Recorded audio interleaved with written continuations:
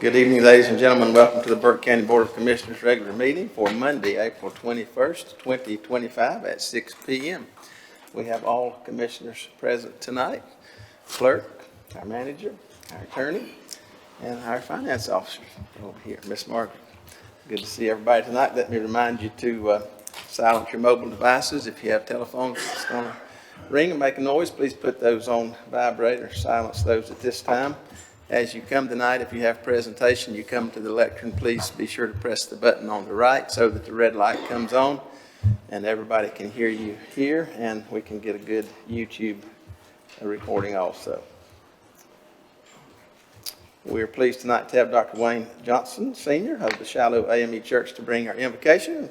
Pastor Johnson will ask you to come at this time, and we'll stand together and remain standing for the Pledge of Allegiance. That'll be led by our County Attorney Representative Dylan Laws tonight. Let us pray. Our divine Creator, in whose presence we come, it is with thanksgiving that we say to you, thank you for another day in the mystery called life. We are grateful as we come to this meeting.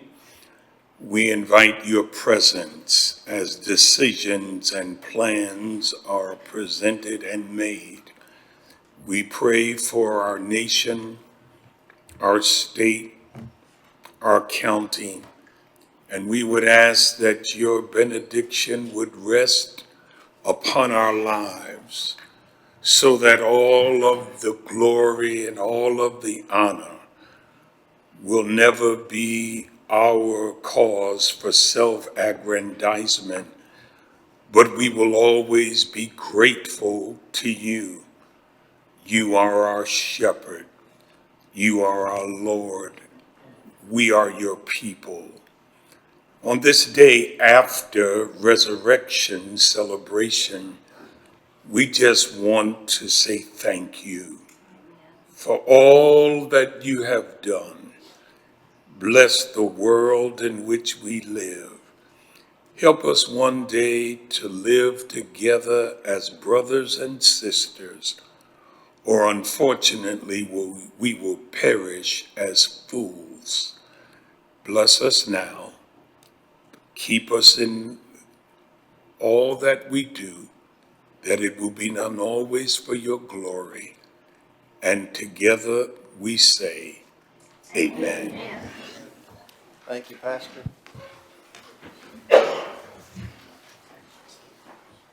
Allegiance to the flag of the United States of America and to the republic for which it stands, one nation under God, indivisible, with liberty and justice for all.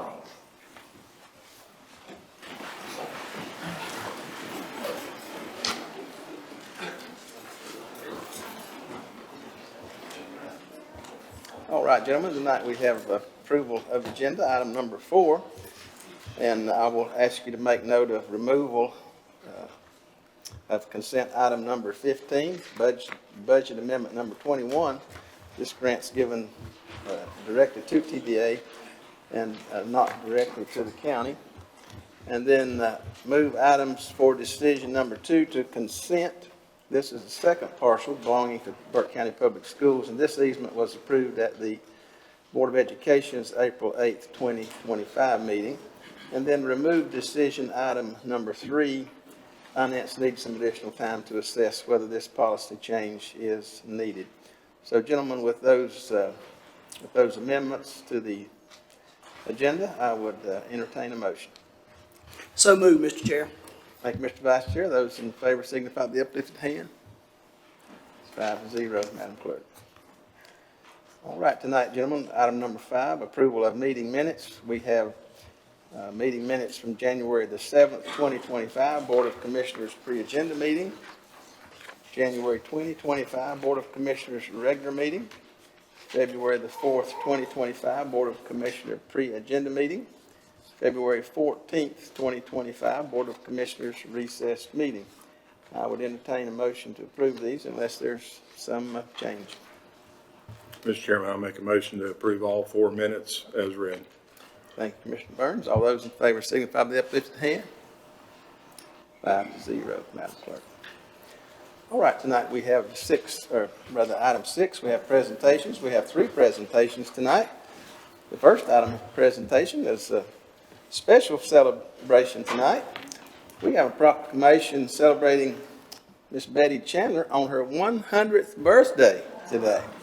And gentlemen, I'll ask you to take a look at that proclamation in your package. I'm going to get that up here where I can see it.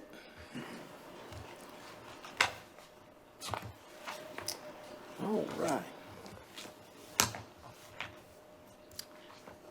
Proclamation celebrating Burke County resident Laura Elizabeth Betty Poor Chandler on the occasion of her 100th birthday. Miss Betty, a 76-year resident of Burke County, will celebrate her birthday on May the 3rd, 2025. She was born in Moore County, North Carolina, on May the 3rd to Dewey and Nettie Prince Poor, and was one of 6 children. She moved to Buncombe County when she was 6 years old. And Miss Chandler married James Robert Chandler on June the 7th, 1941, 6 months to the day before the attack on Pearl Harbor. Mr. Chandler served honorably under General Patton's 3rd Battalion in World War II and fought in the Battle of the Bulge. They were married for 26 years until his passing at age 45 and had 2 daughters. The Chandlers moved to Burke County in 1947 when Mr. Chandler joined the NC State Highway Patrol and was assigned here. She has lived in Burke County ever since, except for 1.5 years when she moved over to Watauga County and she got her wits about her and came back to Burke County, I guess. Miss Chandler has 4 grandchildren, 10 great-grandchildren, and 7 great-great-grandchildren. She worked as supervisor for Shadowline, volunteered with the American Cancer Society, and taught children and adults at her church to make chrismons for the annual Christmas tree. She's a talented quilter and has made quilts for many family members, taught several grandchildren to quilt, and gifted handmade quilts to church members, especially for weddings. Miss Chandler is a woman of faith who has been a member of Calvin Heights Baptist Church since the mid-1950s, attended regularly until her health declined. The Burke County Board of Commissioners wishes Mrs. Chandler good health and happiness throughout her 100th year and beyond. Now therefore be it proclaimed that the Burke County Board of Commissioners does hereby recognize and congratulate Miss Betty Chandler on the celebration of her 100th birthday and extends its best wishes for continued joy and well-being. Further, the Burke County Board of Commissioners declares Saturday, May the 3rd, 2025 as Miss Laura Elizabeth Betty Chandler Day in Burke County in special recognition of her 100th birthday. Let's give Miss Betty a round.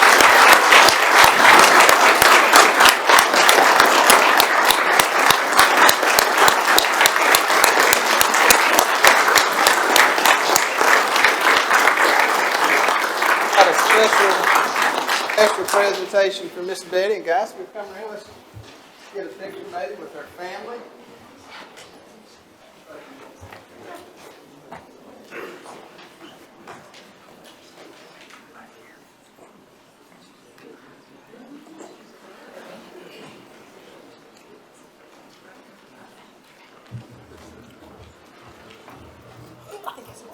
Pull it out of the way.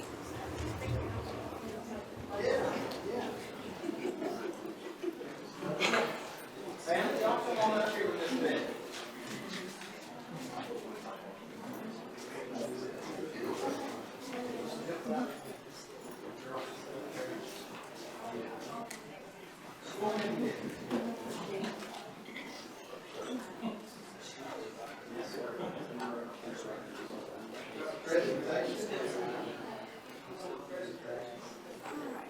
We're going to present Miss Betty this stick. She's got a big family. She might need to use this.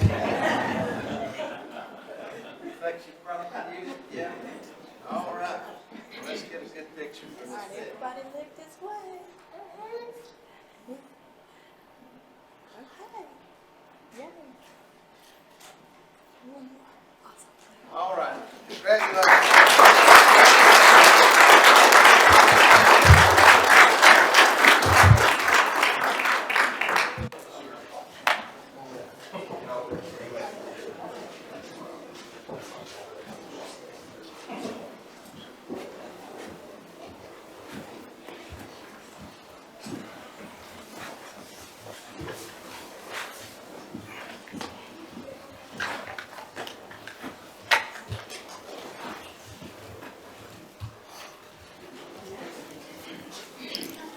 Gentlemen, I'll entertain a motion to approve proclamation 202505, present to Mrs. Chandler with the walking stick. We've done that, so I entertain a motion. Mr. Chairman, I make a motion to approve proclamation number 2025-05 and want to offer my sincere congratulations to Ms. Chandler.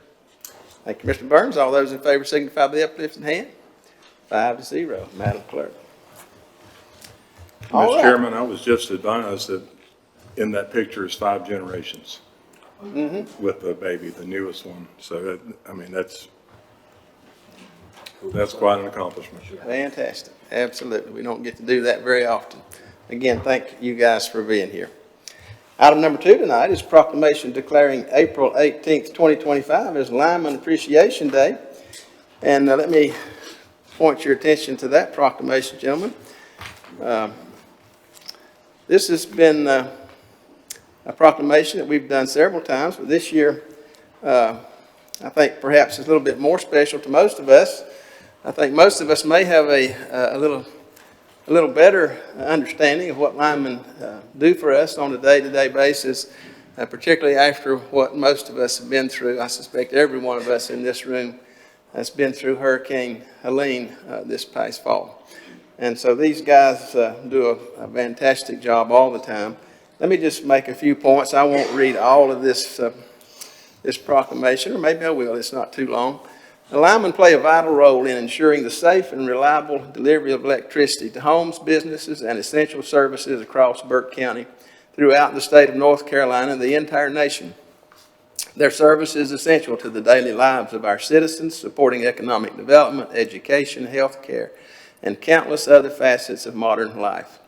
And linemen must work under dangerous conditions, oftentimes far from their homes and families, to construct and maintain the energy infrastructure across the United States. And linemen work with thousands of volts of electricity, high-top power lines, 24 hours a day, 365 days a year, to keep electricity flowing, tirelessly facing all weather conditions and great personal risks to maintain and restore power, ensure the well-being and safety of our communities, and often serving as first responders during storms and other catastrophic events, working to make the scene safe for other public safety heroes. And linemen put their lives on the line every day with little recognition from the community regarding the danger of their work. The Burke County Board of Commissioners hereby proclaim the day of April 18th as Lineman Appreciation Day in Burke County, and thanks all linemen, whether employed by a local electric city such as the town of Drexel, the city of Morganton, or by a local energy cooperative like Rutherford Electric Membership Corporation, or by a large private provider like Duke Energy, for all they do for our citizens that make us able to enjoy health, safety, comfort, and quality of life every day. And tonight I know we have several linemen and those in the field of this line worker appreciation. I'm going to ask them to come forward at this time. I know we got some folks from Duke Energy. We got some folks from Rutherford Electric, town of Drexel, or city of Morganton. Any of you guys here? I'm not sure I see anybody. You guys come on forward. Yeah, I think we got some city of Morganton guys here. Did Drexel make it? Anybody from Drexel? No. All right. All right. We appreciate what these guys do. Gentlemen, let's go down and get us a picture with these guys.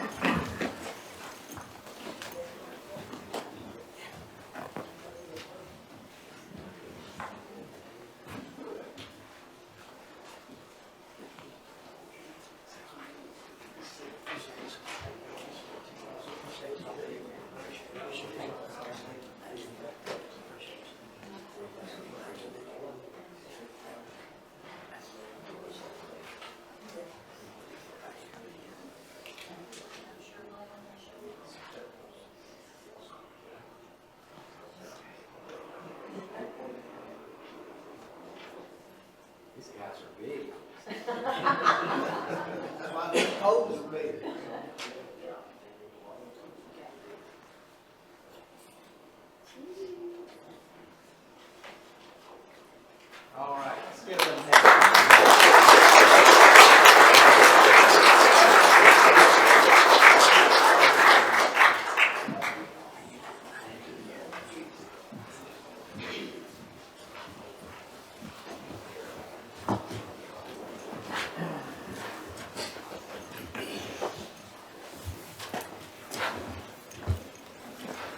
And again, we do appreciate all the work these guys do for us, and ladies in many cases, all the time to take care of our utility needs, electric utility needs from day to day. Gentlemen, I entertain a motion to approve proclamation 2025-04. Mr. Chairman, as the father of a lineman, I'm proud to make a motion to approve proclamation 2025-04. Thank you, Commissioner Burns. All those in favor signify by the uplifted hand. 5-0. Again, thank you very much. All right, this brings us to presentation item number 3 from Lake James Litter Cleanup Report. This will be presented by Howard Morgan tonight with Lake James Area Wildlife and Nature Society. Good evening, Howard. Good evening.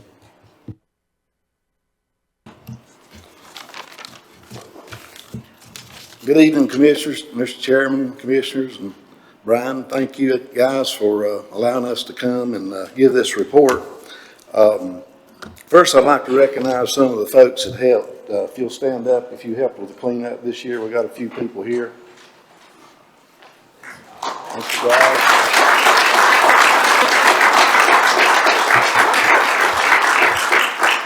This is some of the key people I'm going to call on in just a few minutes so they can give you their update. Everybody's got a little job to do, and it takes all of us to make this happen. But again, thank you for your support, and for the dumpsters, we greatly appreciate it. The 4 dumpsters we had, we needed 8. We didn't know it at the time, but Helene, of course, played a big role on the lake. There's still a lot to be done. We collected, according to the report I got from the county, 8.98 tons from 4 dumpsters. Now, we also had another ton, maybe more, on the ground we couldn't put in the dumpsters at Mimosa. We got some photos of that here too. That's the one on the left at Mimosa, the dumpster in the background, all this stuff in the front. See a refrigerator. We got oil drums, a lot of dock parts, styrofoam, you name it. A lot of floats. There's still a lot of floats on the lake. Let's see if there's any more.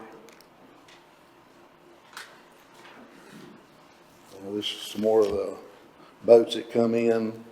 Had 13 boats, I was really proud of that. To get a lot of the boats wasn't in the lake because of the storm we had, but the folks we had done a really good job getting the stuff in there. And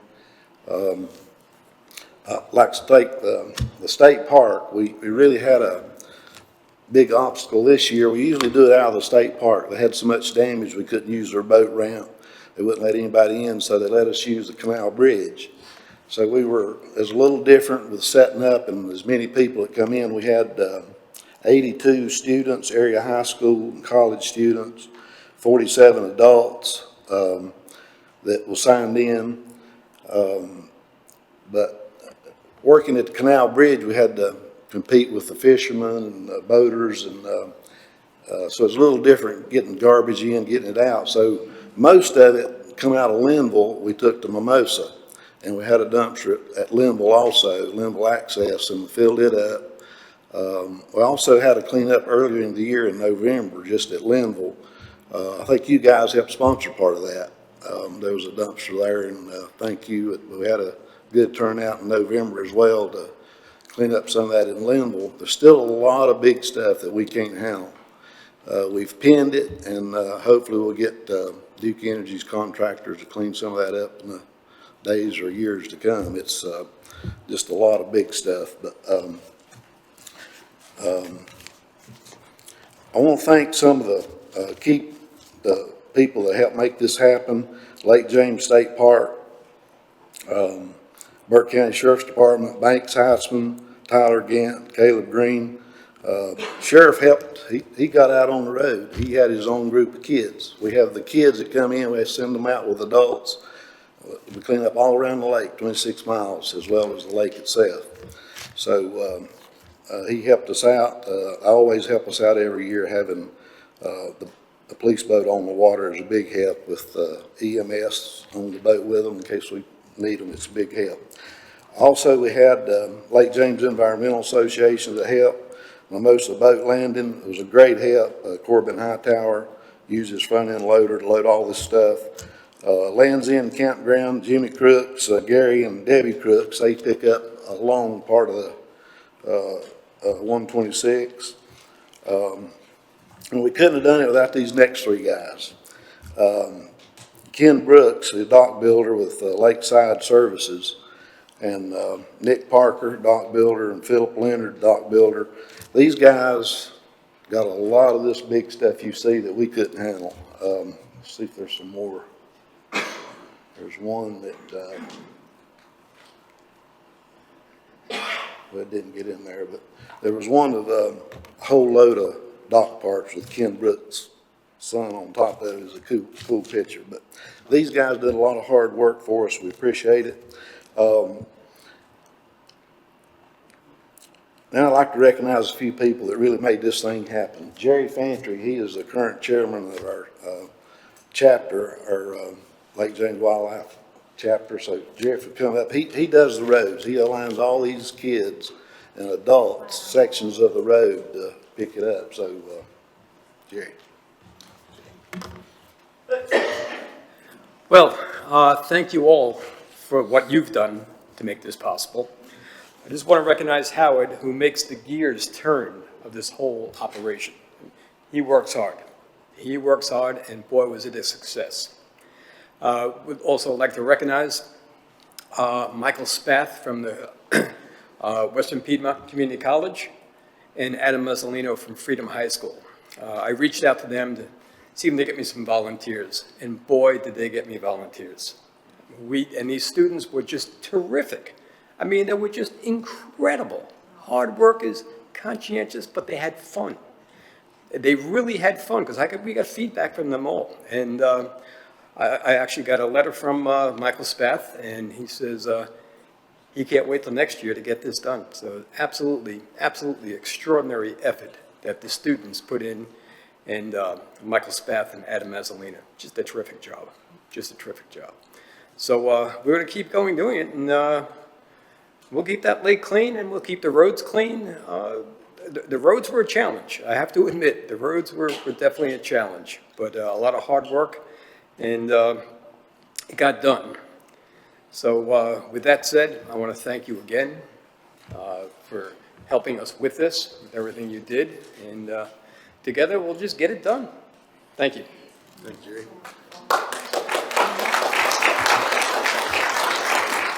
By the way, these students get community service letters. That's why we get a good turnout. They need this community service letter, so we give them the service letters for their benefit. Next one, I'd like to recognize that does our supplies. Marty Revis and Mary Stevenson, they got a big job. We got a trailer. We bring all our supplies in and get out. Well, let him tell you. Marty Revis. Yeah, thank y'all again for your support.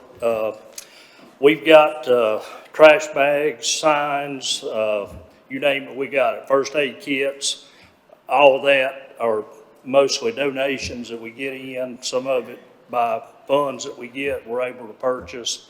All of that helps. So again, appreciate anything y'all have done for us and can continue to do for us. We're greatly appreciative. Thank you. Thank you.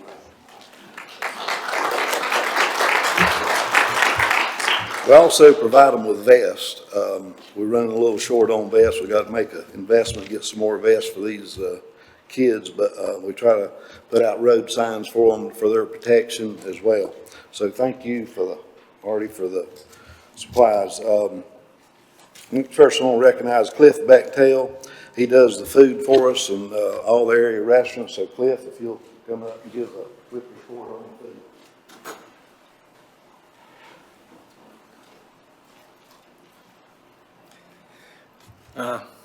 Can you hear me? As I used to say that to my parents all the time, can you hear me? And I keep going lower and lower and say, yeah, we can hear you. Anyway, Cliff Bechtel, Lake James. We've been at this 20 plus years, if you can believe that. I have trouble with that. But anyway, all I have to do now, they say, here he comes again. And how many do you want? like I said to Dallas Stottlemyre at Chick-fil-A, he said, how many are you gonna have? I said, well, they tell me it's gonna be 150 people. He said, I'll give you 150 sandwiches, and that's the way it goes. So we had 150 sandwiches from Chick-fil-A, 50 from Burger King, 100 from Arby's. Wendy's gave Frosties. We had 100 of those, 50 vanilla, 50 chocolate.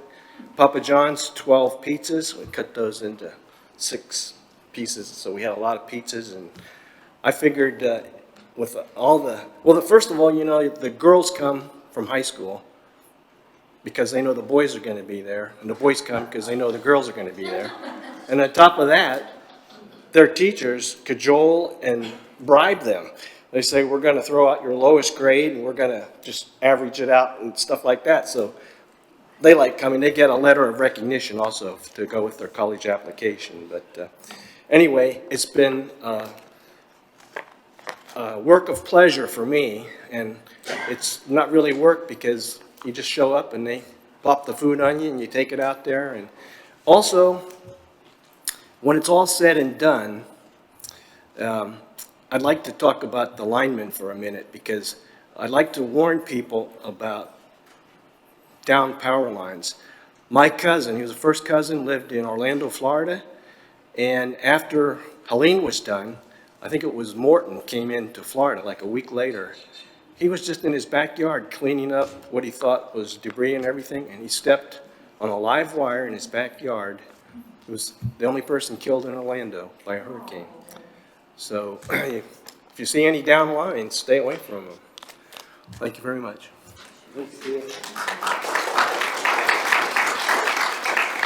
All that food is a calling card for those kids. They enjoy it. Thank you, Cliff. One more, I'd like to recognize Rick and Lori Craig. They, East Shores board, they've always done it. Actually, this cleanup started at East Shore some 20 years ago for a few people just cleaning up on the East Shore side. It's grown from there, so I want to recognize Rick.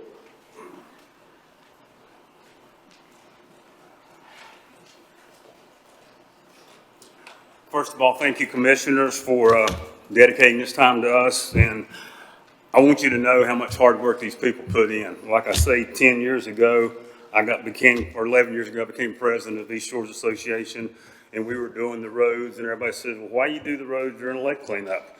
Well, if you go from Powerhouse Road to Highway 70, everything on the left-hand side of that road runs into Catawba River.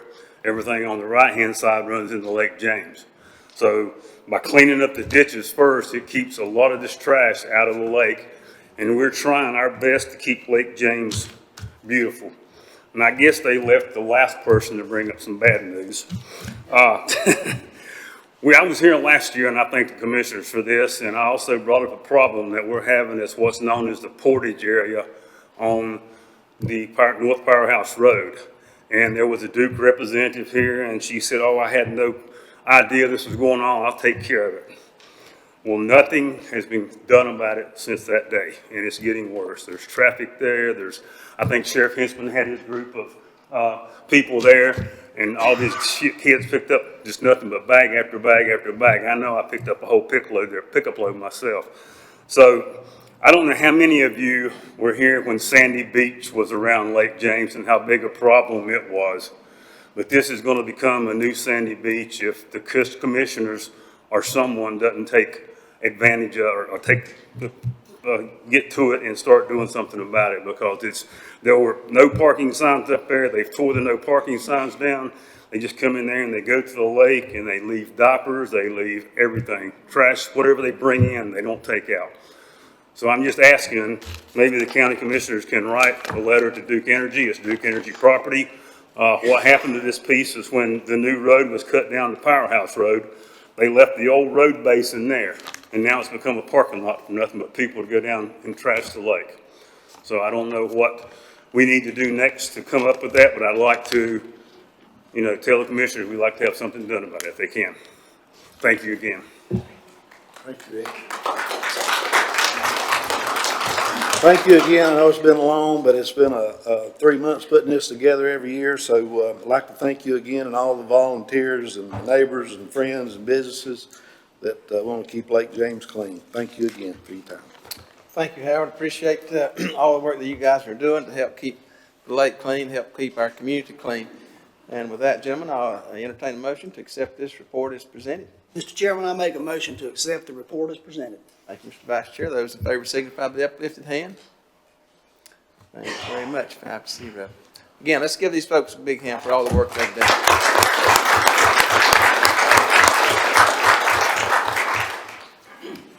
All right, this brings us to item number 7, scheduled public hearings tonight. We have a couple public hearings. First one comes from Community Development, ZMA 2025-01, 2907 NC 18 South, rezoning public hearing. This will be presented tonight by Alan Glines, our Deputy County Manager, Planning Director. Afternoon, evening, Alan. Good evening. Thank you, Chairman Britton, Commissioners, members of the public and staff. We have a request, we received a request from Ryan Honeycutt, who is with us here tonight, to rezone his property at 2907 North Carolina 18 South. It's a very small tract of land, it's 0.27 acre, and he'd like to change that zoning from its current R2 zone to general business. The property has, it's had a building on it for quite some time, and it's always been used as a commercial property. So I'm not really sure how it was missed when zoning was initiated here a couple decades ago, but it's a small tract sitting on the side of the road there. This is the current zoning right now. We have industrial to the side, on the south side, and then there's other commercial properties in that vicinity, general business in the area. So it kind of becomes like a mixed-use node in that section of 18. And we have the future land use map, and you know, the future land use map tracks pretty closely with current zoning, so the future land use there would be currently designated as residential infill. And with this request, if it was approved, it would change, it would be noted as general business, as a future land use. Burke County, our current plan, the strategic plan for land uses, supports commercial infill and support business growth in Burke County. And I think the intent here with this use is commercial, so this would kind of line things up properly if to be approved tonight. So the planning board did review this request at the end of February. It's how our schedules work. And they voted to support the request with a vote of 7-0. So I can answer any questions for you if you have anything for me. All right, thank you, Alan. Gentlemen, before I open the public hearing, are there any questions for Alan? All right, seeing here none. This time I'll open the public hearing to hear anyone wish to speak on this item. Do we have anyone here tonight to speak on this item? Seeing here none, I'll close the public hearing. Gentlemen, I'll entertain a motion at this time. Mr. Chairman, I make a motion to adopt ordinance number 2025-03 as it relates to ZMA 2025-01 for the parcel corresponding to PIN number 2712-54-8374 to rezone a single parcel from residential to R2 district to general business GB district, and to adjust the future land use map to general business for this parcel. Further, the request is reasonable and in the public interest because the Blueprint Burke Strategic Land Use Plan acknowledges and supports the development of local businesses, and the building was constructed for commercial use, and rezoning will align the use with proper zoning. Thank you, Mr. Vice Chair. You've heard the motion. All those in favor signify by the uplifted hand. Madam Clerk, that's 5-0. All right, thank you, Alan. Brings us to item number 2, also from Community Development, the ZMA 2025-02, Ashton Drive, rezoning public hearing. And this will also be presented by Mr. Glines. All right, thank you very much. We have a request to rezone a 1.15 acre parcel of land on Ashton Drive, and this has been brought to us by the owners, Mickey and Debbie Evans, who own a property nearby. And just to the right, I'll show you on this map here. This is Evans Construction, and this is the parcel at hand. It's right in from Aston Drive at Eichard Road, Hiss Road, and Raintree Street are located there. The request here is to rezone this tract of land from R2 to general business. And as we can see from the current zoning map, that would match the Evans Construction property, which is at this site here. And this has operated at this location since about 1970. And if they were able to take in that tract of land as, change the zoning and use it for their business, it would support the business uses in that area, in his site next door. The little bit of history of the area, Evans Construction at one time did housing development, and they owned a lot of those tracts of land on Raintree Street and other areas nearby, and sort of developed that community there. The future land use map shows that as residential infill, but that's not uncommon, as we've discussed, because the future land use map often tracks with the current zoning. But if it was changed, it would support that business there, and that's one of the goals of the future land use map, or the future land use plan, is to support local growth of community businesses. Now, if it was to be approved and changed, that parcel would have to provide a buffer, and this buffer would go on the south side, the west side, and the north side, adjacent to any other residential uses. So a buffer would go here, here, and here, and it would, and the idea with the our zoning ordinance is to address neighbor conflicts through planted landscape buffer. So that buffer would be a 10-foot wide buffer made up of evergreens, mostly planted 6 feet apart on center, and they have to be at least 5 feet at planting, and they can go taller. So it kind of creates a buffer. I think over the years, some plantings were added to that tract of land, and maybe not all of them have survived, but there is some stuff there now. They'd have to augment that to make a full buffer, if approved.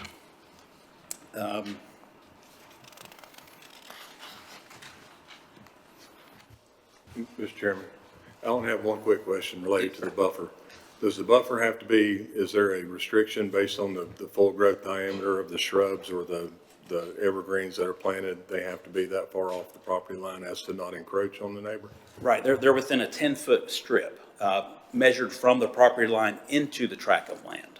Okay. So they stay, on the tract of land, to kind of create that buffer where the, the owner can manage that from the inside. The Planning Board did review this request on February 27th. They did not vote to support it. There was a neighbor, Ms. Swanson, came out and was concerned about the impacts on her house, and she's in this area here. I'm going to point it out on the map. She lives in these two tracts and had concerns about it. The Planning Board did vote 6-1 to deny that recommendation, to provide a negative recommendation to you all. Anything else I can offer with this right now? All right, thank you, Alan. Any questions for Alan before I open the public hearing?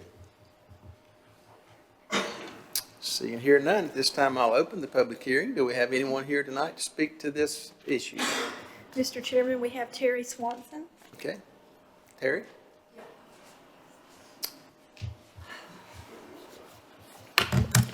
Hi, as said, I'm Terry Swanson, and I do own the two lots that are closest to Evans Paving. We were here 2 years ago for this same thing. This group, or whoever was here 2 years ago, voted to deny Mr. Evans' request to run his business on the lot, and he's continued for the last 2 years to do that. Nothing has changed in that 2 years. The house, the lot that my home is on now was originally owned by George Gregg. He wanted to put empty trailers from his trucking company on it. He planted Leland cypress down both sides of what's now where my house sits, and was told no, that the growth pattern for that area, they wanted housing, not businesses. If you look at that, I don't know how well it shows it, but to the left side, there are houses, nothing but houses. Down Raintree, that's nothing but a housing development. My house and a lot sits directly beside of this. To the left side, there have been at least 5 new houses within the last 6 months built. Behind where Evans's is that connects into Raintree, they've put a full development back in there. The only thing, everything around that area is growing up with more single-family homes, more school children, more community. I understand Mr. Evans's business is there, and it was there when we came, and that was fine.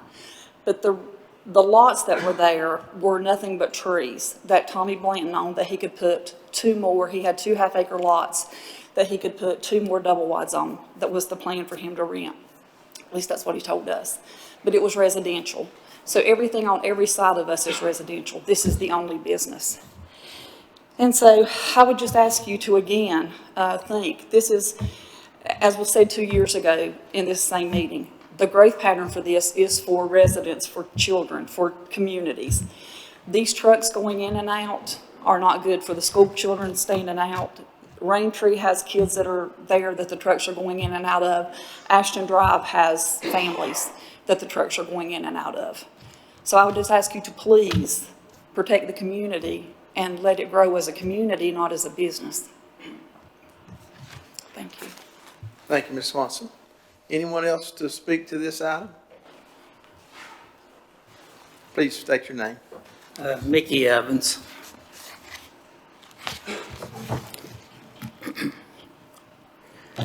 I'm Mickey Evans with Evans Construction. We're a 3rd generation asphalt paving and grading company, and been in business in Burke County at the same location for 55 years. Our hours are from 7:30 to 4, Monday through Friday. During this time, we've never had any complaints from any neighbors. We are requesting to rezone the property we purchased next to us to park our equipment. There will be no difference, no changes in activity or traffic than what it is now. It has become a safety issue for our employees trying to move equipment to get what is needed in the small area we have there. We have 14 employees that are all Burke County residents. I've been before the commissioners before when we only had 3 commissioners present. It was voted down 2-1. We had one neighbor, Ms. Swanson, who had some negative comments. Since this time, it got me thinking. I said, does anybody else in this neighborhood have a problem with this? So I went around to all of the neighbors, and I personally met with them to find out if anybody had any issues with rezoning the property and how it would affect them. No property owners, other than Ms. Swanson, in the neighborhood had any opposition to rezoning.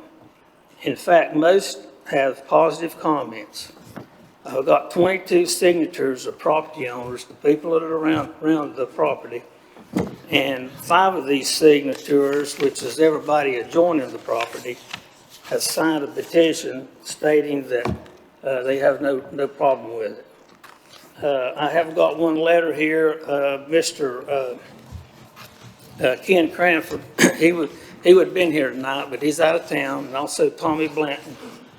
Tommy owns the property on the left going into Ashton Drive, there's 2 lots. Ken Cranford owns the property in the purple. He also owns across Raintree, he owns a house in that property, and he also lives in the next property over. So he lives in the community. And it says, I am in full support of changing the zoning parcel for Mickey Evans and Evans Construction and on Ashton Drive. Using this entrance for his construction equipment makes common sense. There is a bus stop located at the end of Raintree Street, and kids drive their bikes and walk along the street regularly. It will be much safer for the Raintree community for Evans to use Ashton Drive as the primary entrance and exit. And also lists the property that he owns, and this gives me encompassing perspective from both the business and personal lens, which I have no objection through either of the purposes. So I have that, and I have Miss Janine Atkins. Jean, would you stand up? She owns the property, the most footage on the north side of the property there. And she also signed a petition that she has not got any problem with Evans Construction rezoning it.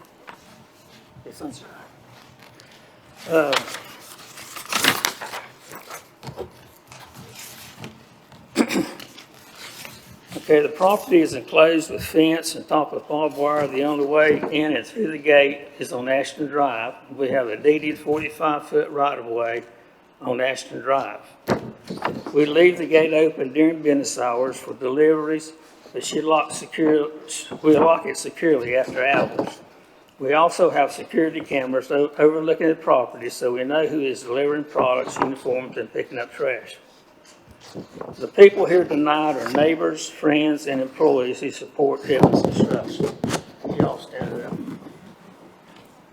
All of these are employees and neighbors that support Evans Construction. And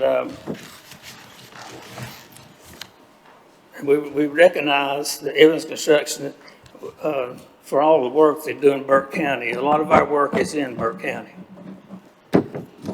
And I think that in doing this, my employees deserve a safe place to work. They work hard, it's hard work, and it would make their job a whole lot easier. And I've got these petitions of all the neighbors, if the commissioners want them. We'll just give those to the clerk, please. Take this for you. Want to do your letter too? Yeah, here's the letter, here's the copies. And then these are the ones that are around.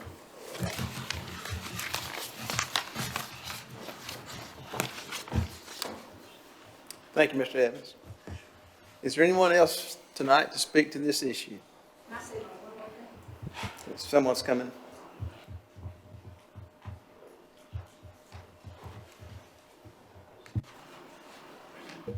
Please state your name.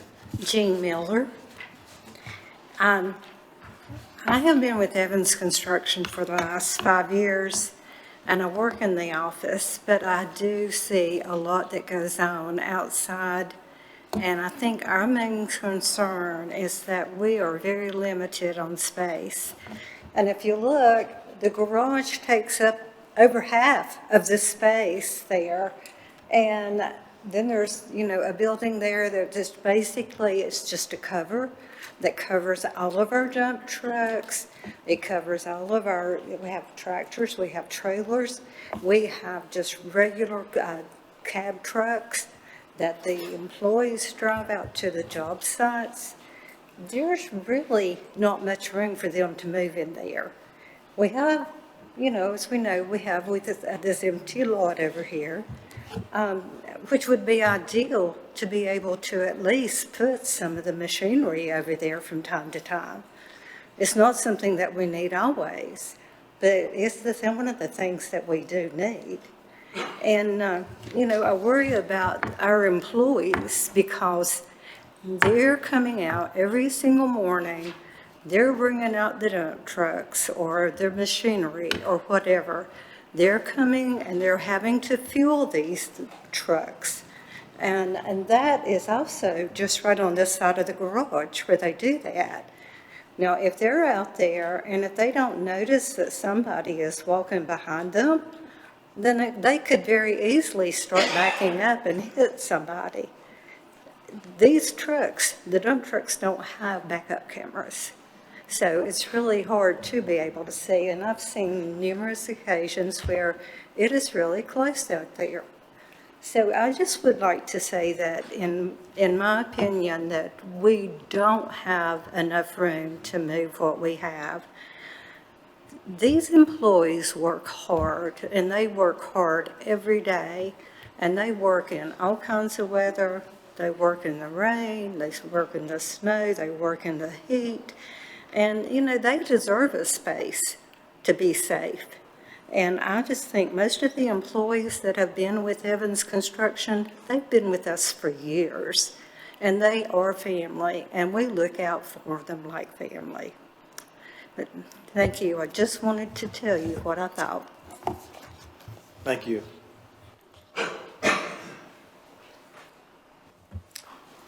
Anyone else speak to this issue? Mr. Chairman, I got a question for Mr. Glines. Now, help me understand, if I owned a trucking company who had 4 trucks that went overland every week, do I need permission from the county to park my vehicles on my property? If it's part of the business, if it's like an active business activity, the zoning, the underlying zoning should match the business activity. Is this something that I know he wouldn't do this, but if Mr. Evans had just started doing that, what would have been your next action if he hadn't come and asked for permission? Right, If he would have just waited and asked for forgiveness? Well, there's an early application a few years back. Communications with staff have occurred. Over the years, Ms. Swanson has complained some about some activity, but we've been out there a time or two ourselves to see what the complaint was about. And so some of the complaint is just the trucks will move through Ashton Drive to the back of the facility there and sort of stage and work. But Mr. Evans is also a farmer, so he's been able to keep some supplies on his own tract of land that's related to the residential part of it. So we've had discussions. We've limited him to use that site fully for support of this business, and that's what he's asking for. It's just a little bit of room to expand. I think the Blueprint Burke Strategic Land Use Plan does. We want to support businesses. So, but we're always in that balance of the community, the wider community around it, and then what do we have built into our ordinances to support changes like growth of a commercial nature. So that's where that buffer idea comes in. Mr. Chairman? Yes. This also would cut it off Raintree, is that correct?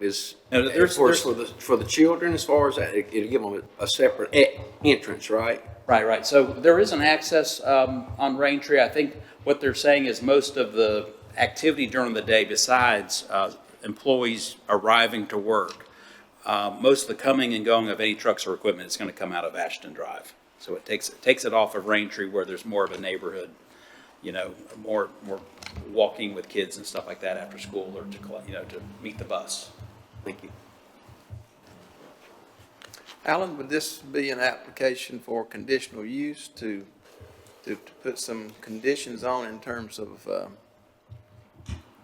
work hours or uses, or rather than just a general business? Well, that is one aspect of conditional zoning that you could put conditions on it, like a limitation of hours. But I think if they don't work on weekends and they don't work past 4,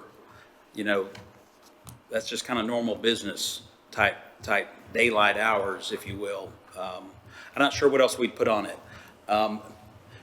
Mr. Evans doesn't have a stone crusher. He doesn't mix asphalt. He's not doing those kind of activities here. It's really just the center of his business, and people come and go.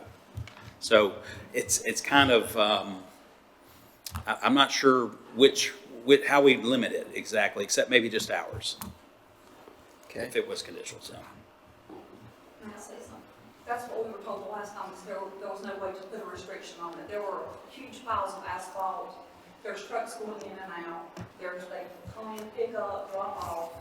At the time when I first started the complaints, there were 20 or 40-foot piles of asphalt on this property. And that's what this board had said the last time, is there's no way to restrict that. If it's on business, he can put anything he wants there. As many trucks as he wants going through. I don't oppose him using Ashton Drive.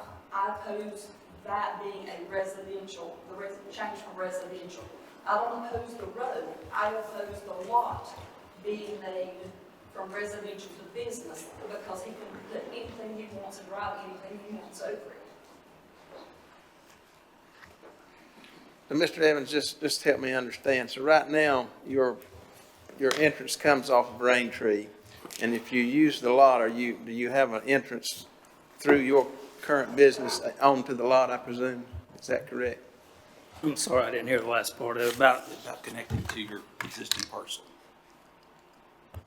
There's a gate right there that Okay. ties them together down Ashton. So currently, you're not using Ashton? yes, I'm using Ashton You Drive. are using Ashton? Yeah, because I've got a, well, I've done. Ashton Drive, we've been going in there. Just use that little red button there. Oh, this one. Yeah, that. We've got a gate here, there's a fence all the way around the property here. Now, there is an entrance right here, but there's a lot of kids and pedestrian traffic walking this road in the mornings. And so we started using Ashton Drive. This property is, I have no intentions other than just parking equipment on. Basically, to get it, we've all got it jumbled up right in with this property here, and we just need some more room to park equipment. That's all the intentions I have. It's not going to increase any more traffic, any more activity, other than what we're doing. And we go out in the mornings about 8 o'clock, and we come back in around 4 and lock the gate, and that's it. Okay, thank you, Mr. Evans. Any other questions on this matter? Mr. Chairman, I just wanted to mention, I don't know if you've other commissioners had any calls. Those two property owners, Blanton and Cranford, did call me and did say that they had no issues. And then I had another citizen just call as a reference that they knew Mr. Evans and was in support. So I don't know if you got the call, but I wanted to mention that. Thank you. Any other questions? Mr. Chairman, full disclosure, I would say that I've had 4 calls relative to this, all in favor. Okay. Any other comments or questions? All right. Anyone else speak to this matter? All right, seeing here none, I'll close the public hearing, and at this time, gentlemen, I'll entertain a motion.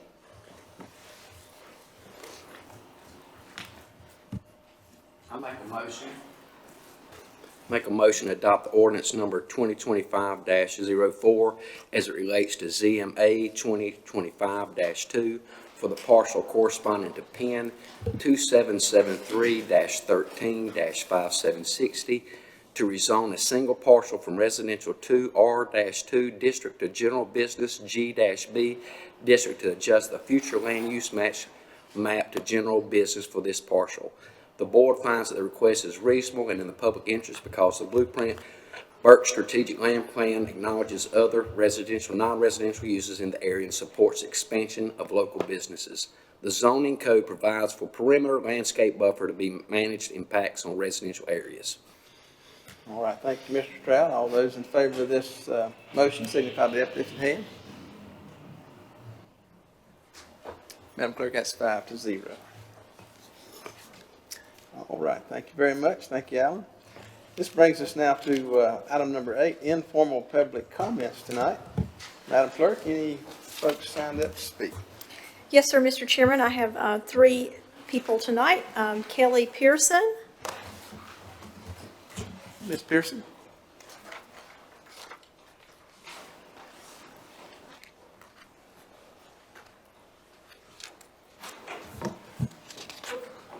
Hi, my name is Kelly Pearson, and I serve as a guardian ad litem for Burke County.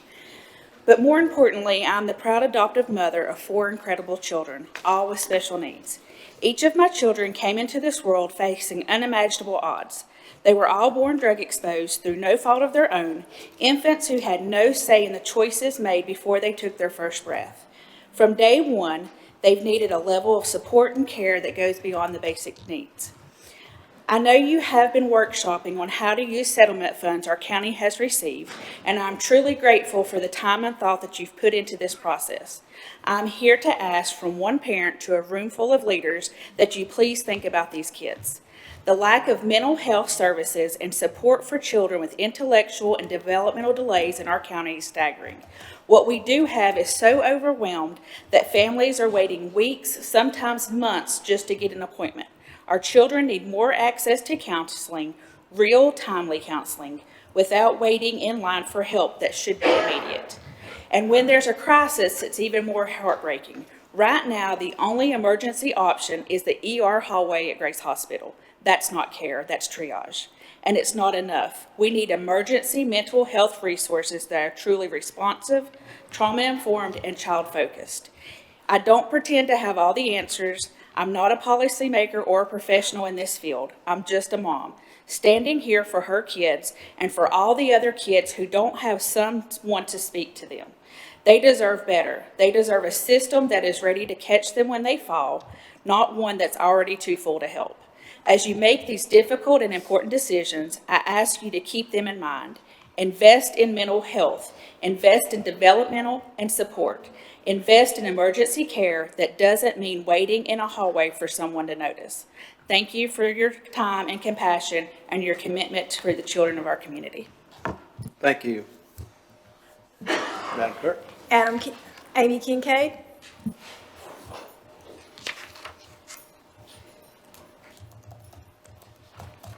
Good evening. I'm Amy Kincaid. I'm also a city resident and the district administrator for the Guardian Ad Litem program. Thank you all for signing a request for a proclamation for Child Abuse Prevention Month, also for turning your building lights blue in awareness of this.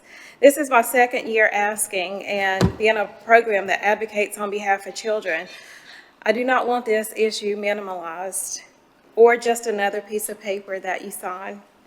I would ask, no, I would beg you, that the children placed in Burke County's custody be placed on the highest list of your agenda or your priorities.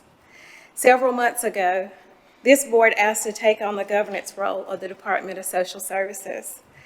And as I continue to see the horrific situations of children coming into care, the increase in staff turnover at the department, have you noticed the department's morale? And on any given week, there are children sleeping at the Department of Social Services. There's even a Facebook request for a meal train, the public, a meal train to feed these children 3 meals a day. And I'm here tonight to remind you that this is your business. The 180 plus children placed in the county's custody should take precedence over the nicest waste collection sites, the most luxurious animal shelters, and any other project taking place in this county. The children in your custody are sleeping on cots. And I know it's not just here in this county, because now I'm over 3. I also wanted you to know that there's a team of us formed to help spread the word at local churches, to help them understand the need here in this county, and for them to consider fostering. If you would like us to come present to you, or if you would like an invitation to our next location, I would love for you to be there and to attend. In the meantime, the proclamation you just agreed to, for only a few days left in this month, states, we must work together to ensure all children and families are healthy, that they're thriving, and that we must invest more in effective child abuse prevention initiatives and family strengthening policies and support. Thank you for your time and attention, and I pray for our children in this county. Thank you, Ms. Kincaid. Madam Clerk. Kathy Helms.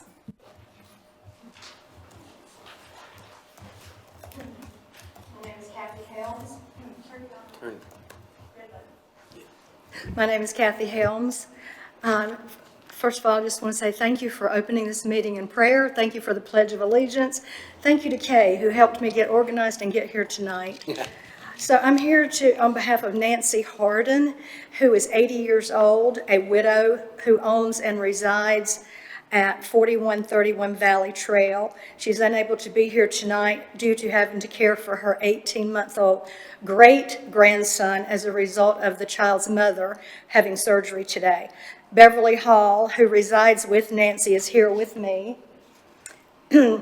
I myself lived with Nancy recently for 18 months while I was recovering for a bad fall. So I have firsthand knowledge of the matter that I bring to you, which is Valley Trail and its offshoot Willie Ray Road. Both are non-state maintained roads located off Jamestown Road near exit 96 off of I-40. Together, these two roads serve at least 30 homes. The roads are in extremely poor condition, slippery and treacherous in wet weather. And to further complicate the matter, the culvert on Valley Trail adjacent to Jamestown Road is in a precarious state, the ditches having been damaged by heavy rains during Hurricane Helene. Yet, in spite of the condition of the roads, homes continue to be permitted and constructed and mobile homes brought into the community. The residents have held several meetings over the past year. In general, we are a community of elderly people and Hispanics who care for each other. We don't have money, but we do have unity. And it comes down to this. This is a great big mess, and the problem is way too big for us. We have lifted up our appeals to heaven for a miracle of grace, and now we appeal to you, our county commissioners, to be our advocates. We'll be praying for wisdom for you. Thank you for allowing me to speak tonight. Thank you for your attention, and thank you for your consideration. Thank you. Thank you, Ms. Helms. Madam Clerk. That's all the cards that I have, Mr. Chairman. All right, thank you, Madam Clerk. All right, with that, we'll close our public comment period tonight. We'll move to item number 9. This is our consent agenda, and I'll ask our manager to review the consent agenda. Thank you, Mr. Chairman. Very lengthy consent agenda for consideration, so bear with me as I work through this. Item 1 for consideration is from 911. This is a proclamation for National Public Safety Telecommunicators Week. Item 2 is from our Animal Services Foundation, a proclamation declaring April 2025 as Cruelty to Animals Prevention Month. Item 3 is amendments to your 2025 Rules of Procedure for the Board of Commissioners. A couple highlights: changing your meeting date to Mondays, adding the monthly DSS director, the quarterly health director reports, and then some changes to the comment periods, or summary of some of the changes that are being proposed. Item number 4 is a proclamation for litter sweep. The next series is consideration of items of budget amendments. Item 5 is from our library. This is a request to budget $13,329. This is additional state aid to county state grant funds that'll be used to purchase ebooks. Item number 6, budget amendment number 12 from Senior Services, a request to budget $10,928. That's two funding sources: a $5,000 state grant that was awarded following Hurricane Helene, and then a $5,928 ask, and the $5,000 was used to supplement Meals on Wheels, and then an additional $5,928 of private donations that was used to offset costs for the 40th anniversary celebration. Item number 7 is budget amendment number 13 on the year, request to budget $25,407. These are dollars received from, as part of an economic development incentive payment back to the State Department of Commerce. We received these funds from Zero Delta, which the board is familiar with, asking to budget those so we can have that payment to the Department of Commerce recorded. Item number 8 is budget amendment number 14, another state STRAP grant, which is stream bank remediation. This is coming through DEQ to our soil and water department, $162,800. I would point out that these dollars were earmarked prior to the storm, and their targeted area is Silver Creek, the Silver Creek area. Item number 9, budget amendment number 15, is the establishment as the final supplementation of the ARPA dollars, as well as recognizing a small component of interest to set that aside for capital improvement plan funding, $1,321,926. Item number 10, budget amendment number 16, as a request, $850,000. I would point out that neither number 15 nor 16, Mr. Chairman, are additional appropriations. It's moving to the appropriate fund. The 850 is 2 years for Western Piedmont Community College, setting aside their annual allocation of $425 for 2 years into a separate capital reserve fund. Item number 11, budget amendment number 17. This is a request for $9,041,700. And this is setting up our FEMA application for public assistance across the 5 categories that will be part of our federal application. Item 12, budget amendment number 18. We have over-collected revenue, estimated revenue for occupancy tax. All of this will be flow through to the TDA. It's a request to budget $550,000. And again, that's just over-collection from anticipated revenues. Budget amendment number 19 is a request to budget a $25,000 grant. This too will be a flow through and it will go to Salem Volunteer Fire Department. That's part of a DOT grant for parking lot driveway permitting.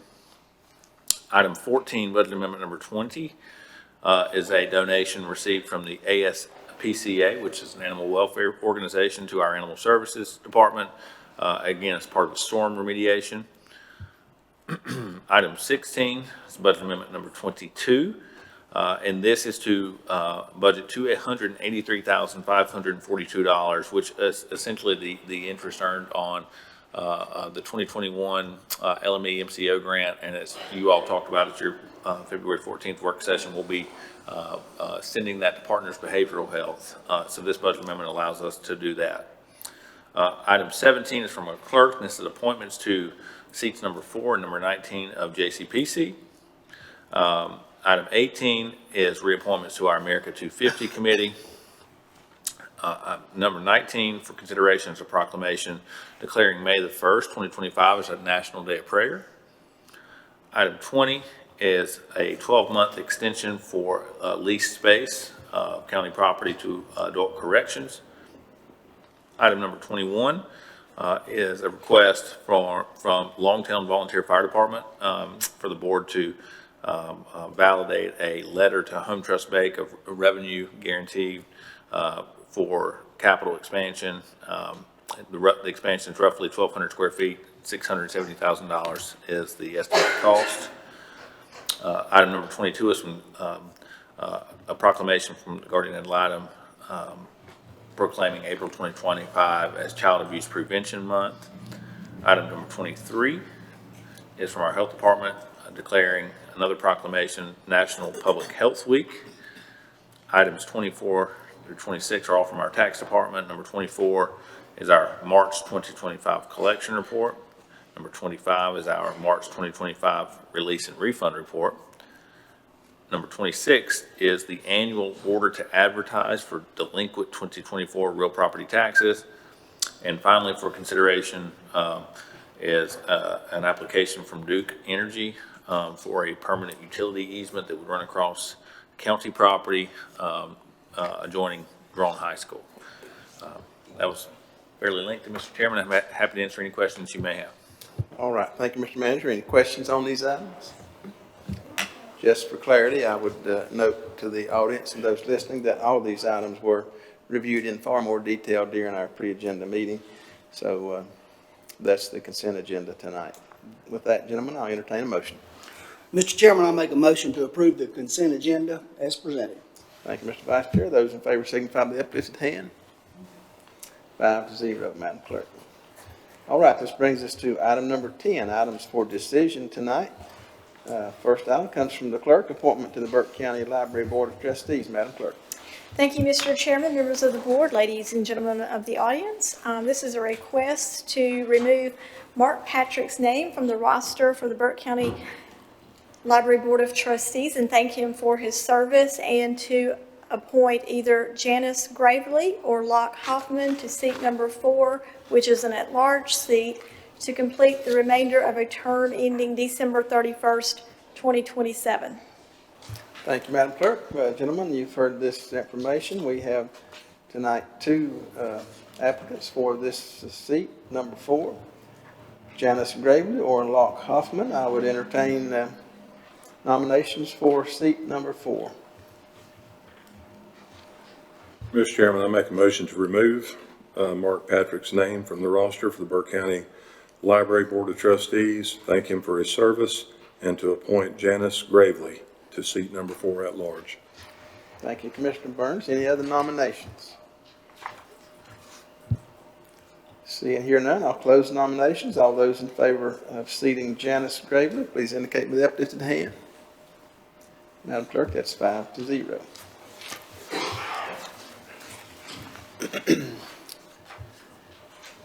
And we removed earlier items number 2 and 3. This brings us to item number 4 from General Services, award contract for water meter purchase and installation. This will be presented tonight by Mark Delahunt, our General Services Director. Good evening, Mark. Good evening.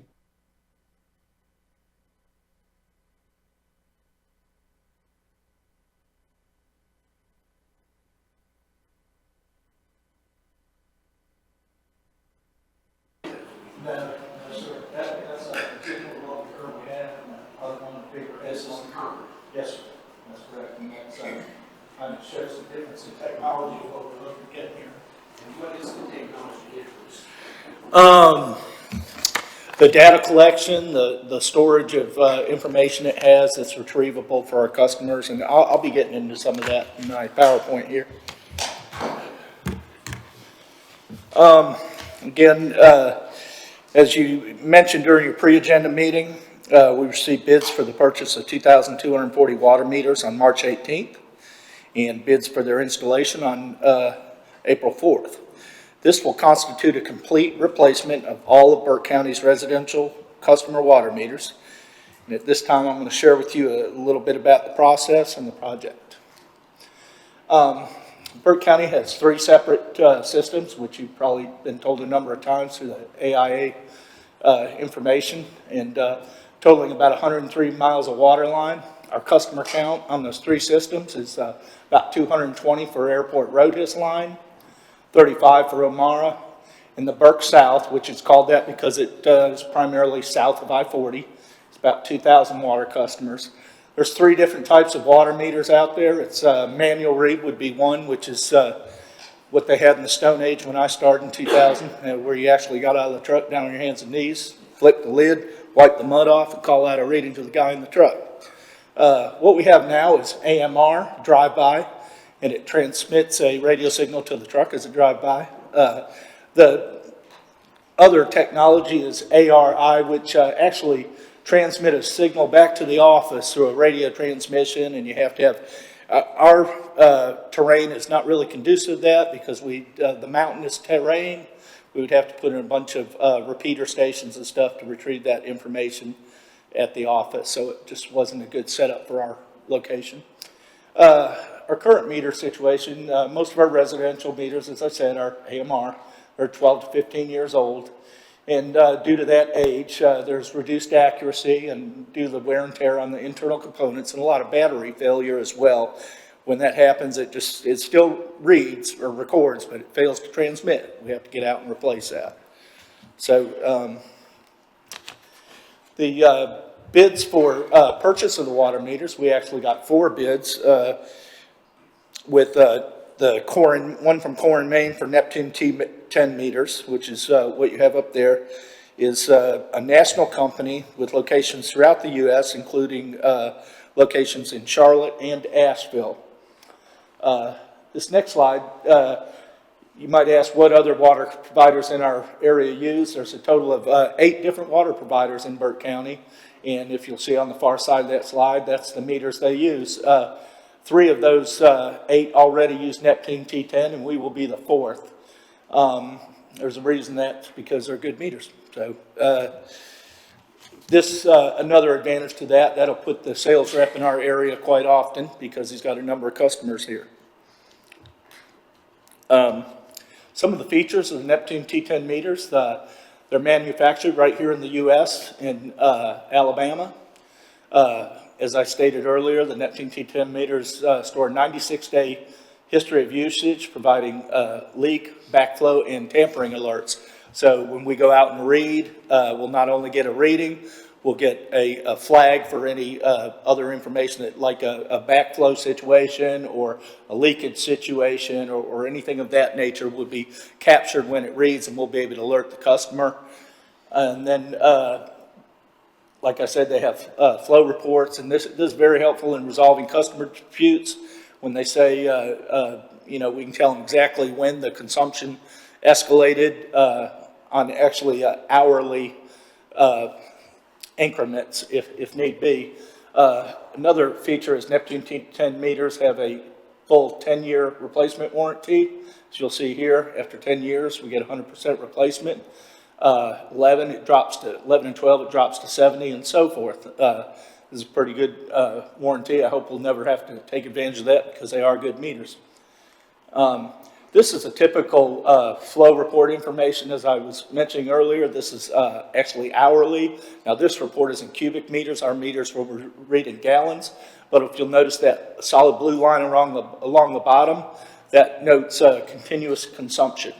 So if a customer had a problem, we could print that out and share that information with them, or even email it to them if they so chose. Now on to the installation part of this project. That was on the 4th, and the bids required a performance bond, payment bond, and proof of insurance. The bids included a unit price for install of the meter, unit price for meter setter replacement, meter box replacement, and replacement of the PRVs as needed. I don't think much of that other than the meter stall is going to be needed. We may need to replace some of the boxes, but other than that, we shouldn't have a whole lot of cost in addition to the actual bid price. Contract states 150 days to completion, and this includes a penalty of $250 a day for failure to complete that date. I looked at the calendar, and if we're fortunate enough to begin installing them in even June, this should put us wrapping things up about October.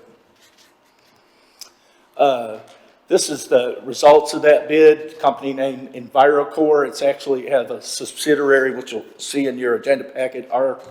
Let's see, that's RTS. That they're out of Maryland, and they included in their proposal a number of references, one of which was actually in Statesville for a recent project of over 3,000 meters. And when I spoke to my counterpart there, he was very pleased with their service they provided and said it went very smooth for them, so I'm happy to hear that. Again, they're based out of Maryland. They have over 1.3 meters installed since I started in 2003, and their bid submittal had over 50 water meter replacement projects spanning 19 states.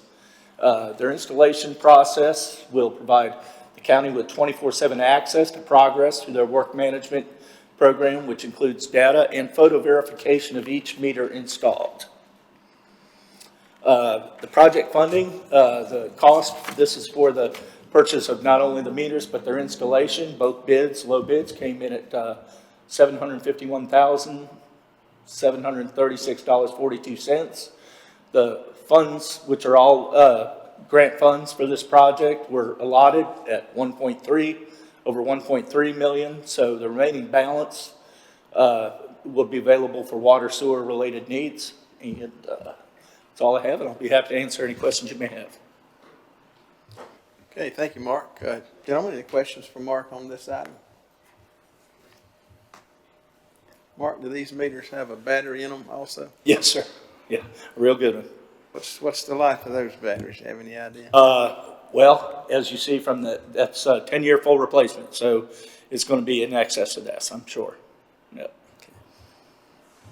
Other questions, comments? All right, hearing none, gentlemen, I'll entertain a motion.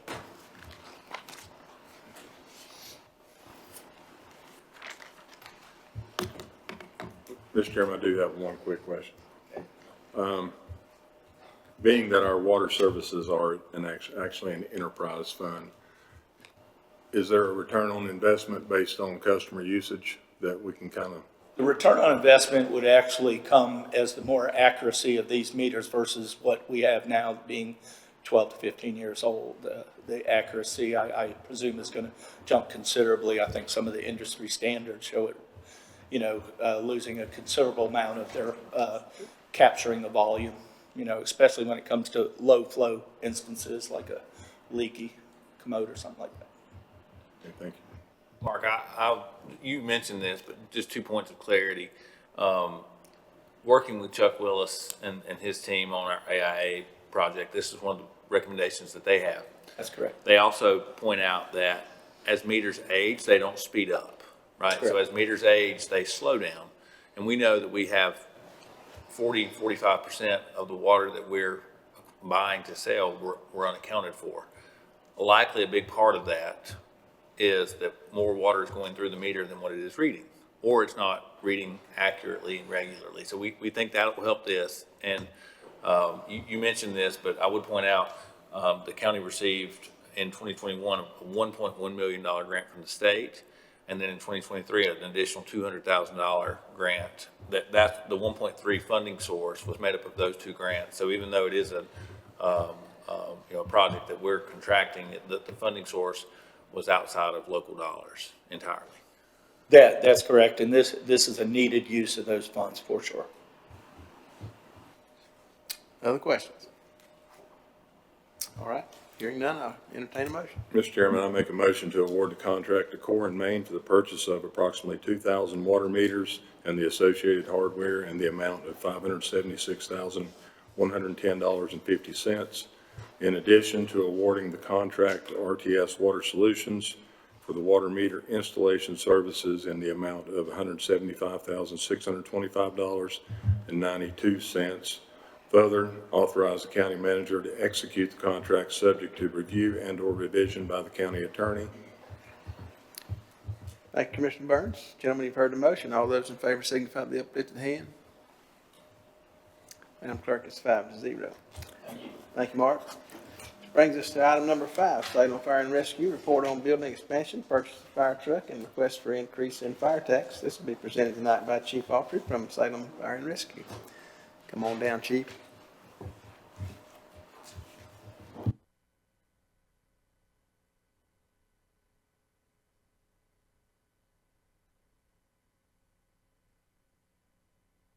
Any of that. I'd also like to point out that we have a ISO rating, if you're familiar with that, Insurance Services Organization fire rating of a split district 5/9E. We earned that Class 5 certification, I'm thinking about 5-6 years ago. We've maintained it. We would like to actually see that lowered to a Class 4 ISO rating in the future. Things they look at in these ISO ratings include training, resources, the amount of water that we're able to move and or pump, all those sorts of things. And that ISO rating from the Insurance Services Organization largely determines the insurance rates that homeowners pay.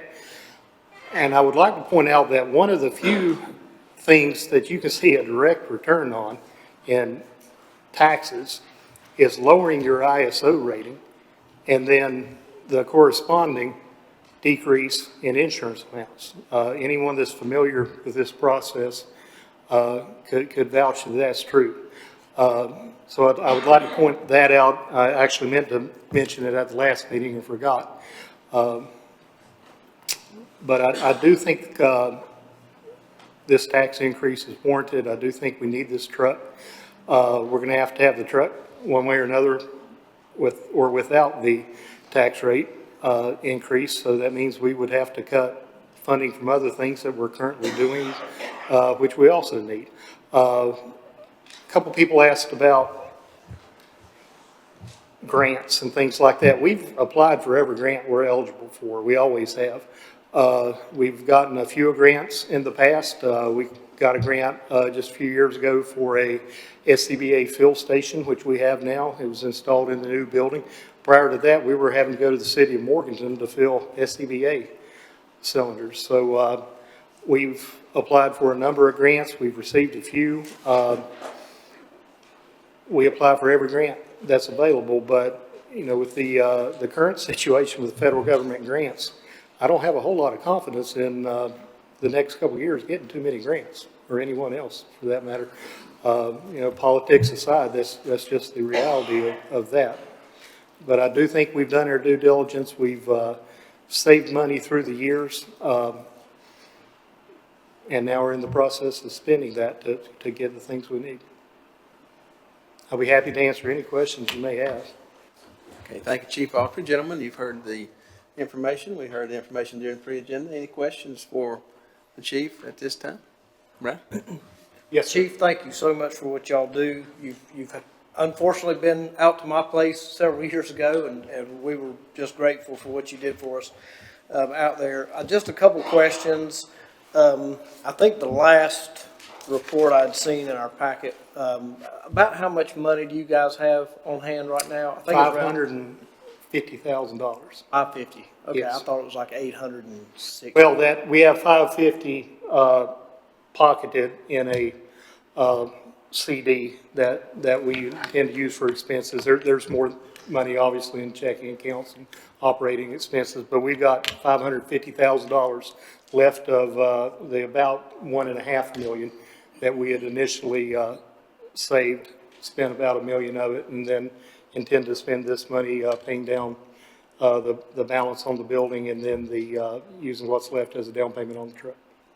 Well, certainly, there's nothing more important to me personally than what I call essential services, fire, police, and EMS. However, I'm also responsible to the taxpayers of the county, which we all are.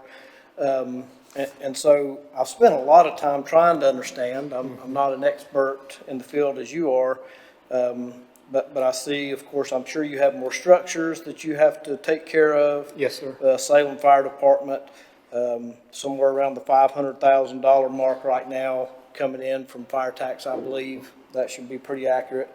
And some smaller ones like where I live in Enola, you know, $100 and some thousand, $150. And I do know, and I appreciate the fact that your fire tax rate has been lower, but I'm kind of looking at the bigger pot of money too. And so I'm personally kind of caught in this. Well, I've had some people call me going, well, why in the world? I can't afford any more taxes. Yeah. And I understand that too. I even had a guy call me and he's on the personal property tax list, and he and his wife both work, but they got a family, and it was only $200 some of personal property tax. So, you know, we hear all these kind of calls. I understand. And I thought, well, with that kind of money you have, I just thought, well, maybe there's a way to cash flow that building payment. And that's a beautiful building. I went out there this weekend and just sat around and looked, and big, beautiful place, which surprised me. I mean, I've driven by it, but I've never pulled up in there, and the place was big. It was bigger than I would have thought. I'd love to show it to you. It is a nice building. There's nothing opulent about it. I've heard that thrown around several times. It is a functional building, and we use it for the community. I was just wondering if there's not a way, because I know we're going to have a tax reeval coming up probably in 2027. Is that right? There is. I'm just thinking, wouldn't it be nice to kind of just continue a little relief for the citizens? You looks like you got plenty of money to make those payments. 2027 reeval is going to hit, and I think estimates are 30 to 50%. We all see what the market's still doing. It's crazy.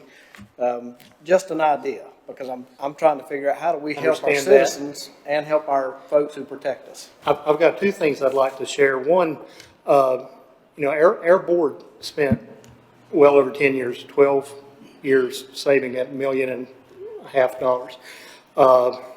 I'm not sure how much they had to start with, but they saved about $1 million over that period of time.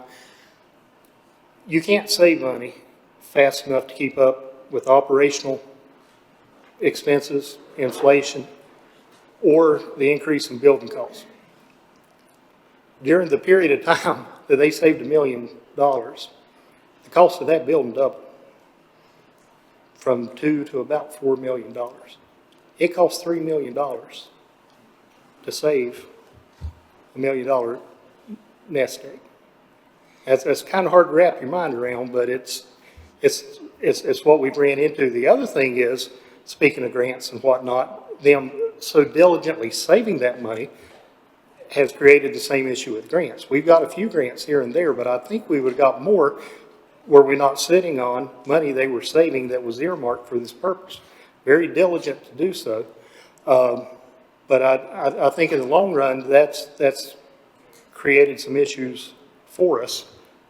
Just as people now wondering, well, if you got this money, why do you need more? Because that's going to be used. That money is earmarked.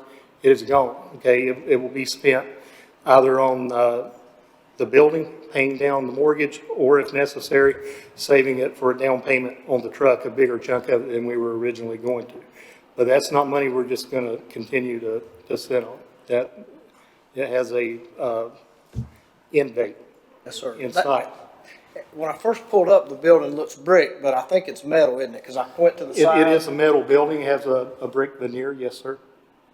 And that was $4 million, about. Altogether, yes, including what we paid initially in design costs up front, a lot of site preparation, moving dirt, things like that, but all told, yes. Yeah. Close to it. I just want you to know none of this is personal, because I love our EMS, fire, police, I really do. And thank you so much for what y'all do. Thank you. Yeah, I would like to add something too. Along Brian's thing, I feel the same way. I think y'all set an excellent example. I think y'all, I mean, I was talking to the county manager earlier.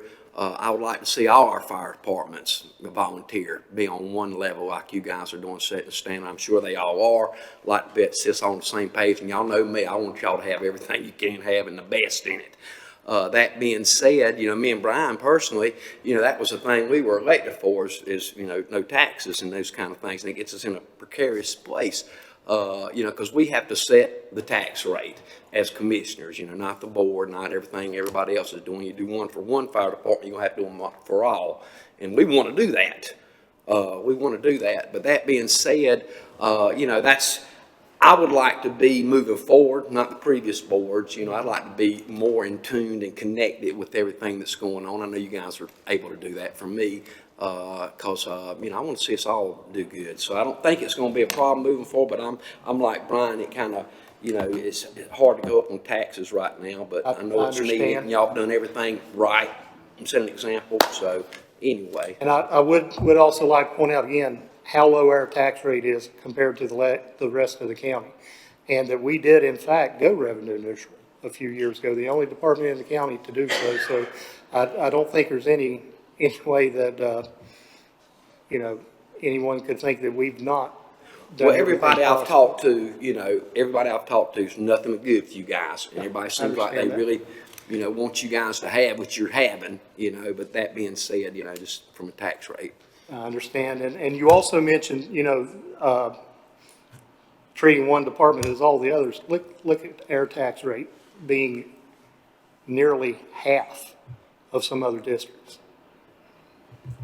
and what we've done with that. So I think it's awesome that we can collectively moving forward, kind of what I'm saying, moving forward, always being on the same page and giving you what you need. You know, I also gave some thought to what you were saying about, you know, possibly buying trucks as a group, or, you know, what's the word I'm looking for? Like when you spec a truck. I got you. You know, doing a group spec. I don't think that would be a bad idea at all. I think it's something that would take a lot of collaboration between the departments. But if we did have more departments, you know, buying power together, I think that could definitely help us. Excellent. Thank you. Thank you. Other questions, comments? Mr. Chairman, I'd like to say a couple of things. I don't think there's anybody sitting up here that would get on the soapbox about taxes more than I can. I can rant and rave with the best of them like Aunt B on Andy Griffith. But public safety is near and dear to my heart. Yeah.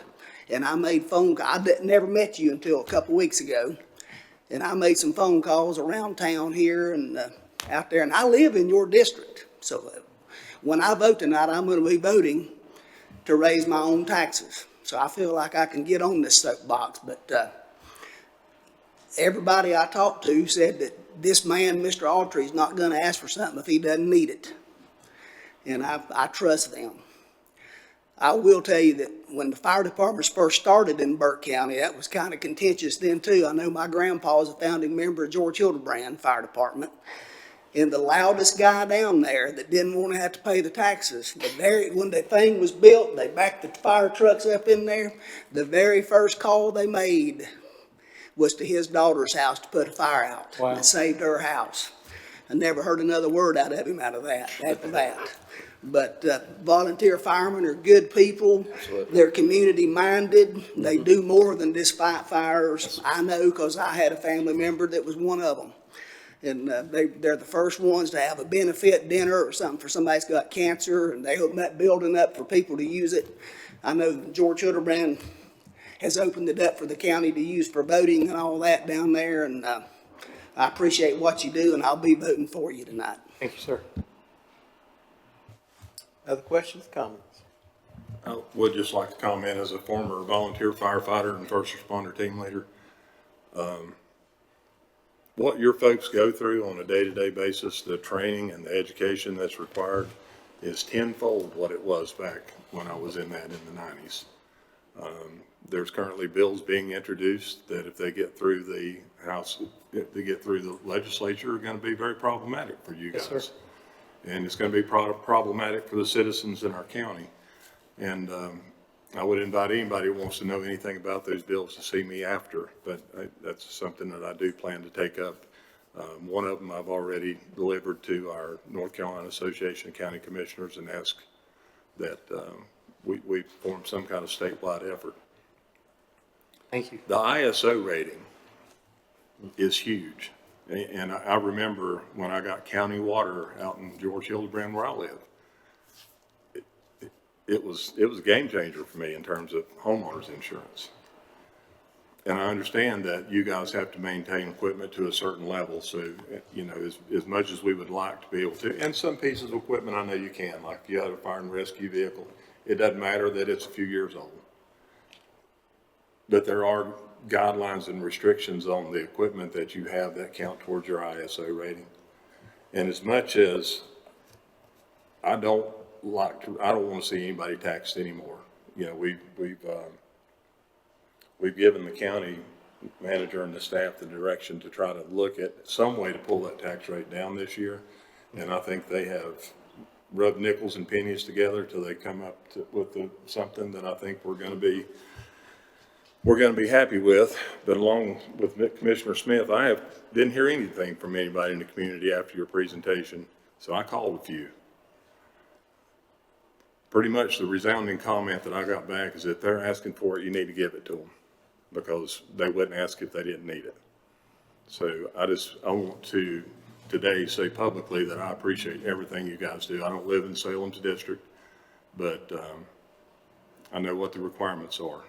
And I know what the hearts of those people are who enter that building, and I couldn't be more grateful and appreciative. I mean, our primary responsibility as county commissioners is public safety. And if we fall short on public safety, none of the rest of it matters. So I support your efforts. I would like to, going forward, give the county some direction on maybe, I know that the county got plugged in really early with you guys this year, and they interviewed all the fire chiefs, and everybody came in and sat down. I think that was met with maybe some apprehension in the beginning by some. But it's really an honest way that they were just trying to engage and say, how can we help? Sure. And I would like to think that going forward, that help would be widely received by every department in the county. Mm-hmm. And that we have an opportunity to react and help you guys plan for the future. Yes, sir. And we appreciate that. Yes, sir. So I say all that to say that God bless you. I support you. Thank you and your members for what you do. Thank those all across the county for what they do. Thank you, and thank you for your service. Other questions, comments? All right, seeing here none, gentlemen, I'll entertain a motion.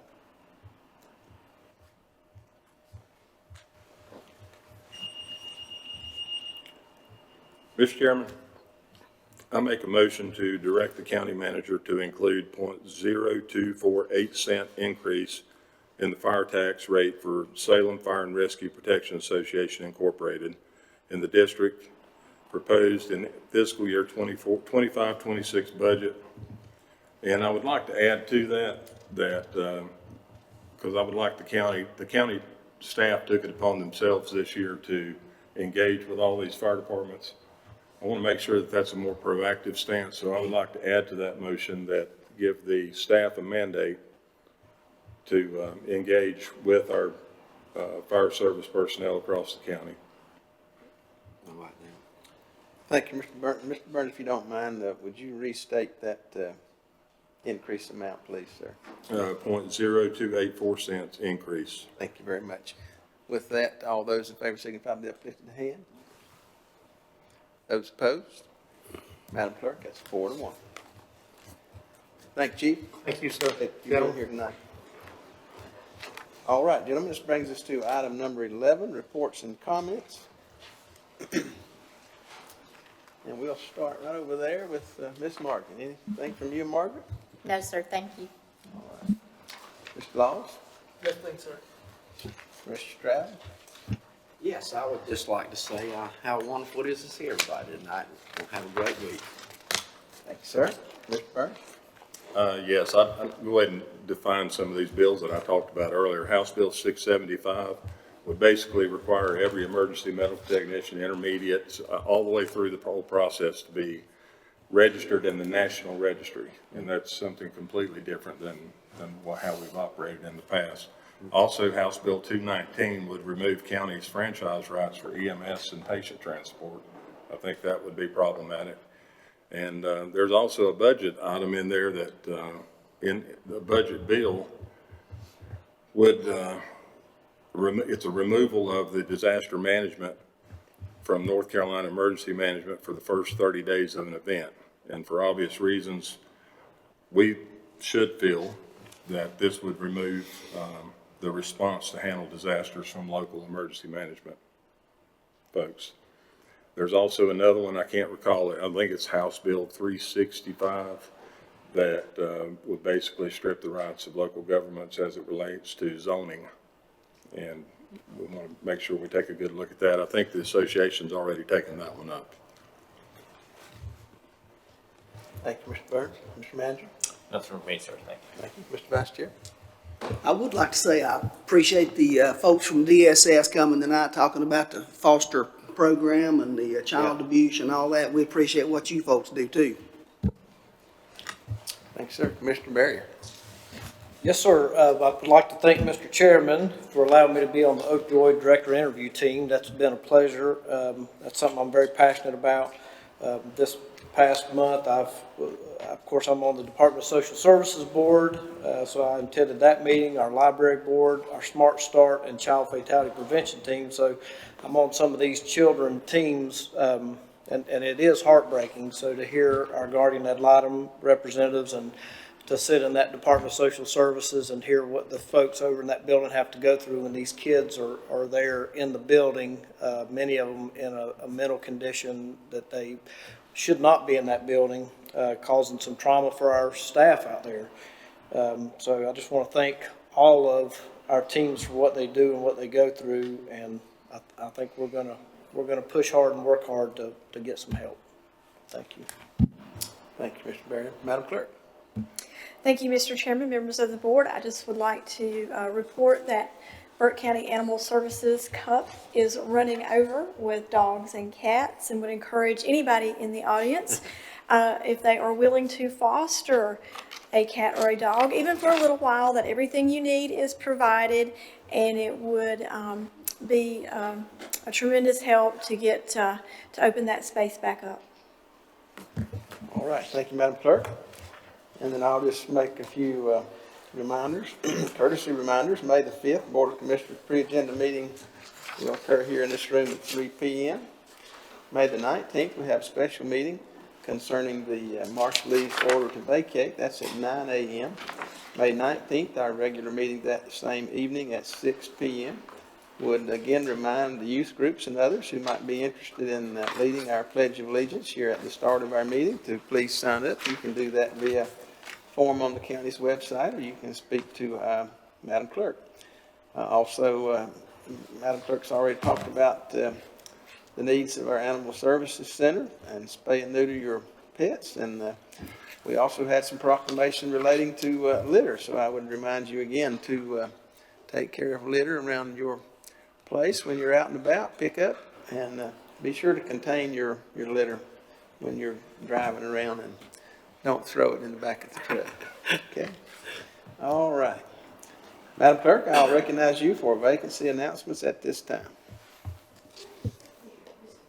Thank you, Mr. Chairman, members of the board, ladies and gentlemen. We have the following opportunities for citizens to be engaged in county boards and committees: the Adult Care and Nursing Home Community Advisory Committee, Burke County Public Health Advisory Board, Hickory Regional Planning Commission, Drexel Planning Board, ETJ alternate, and Partners Health Management's Human Rights Committee. Thank you, Madam Clerk.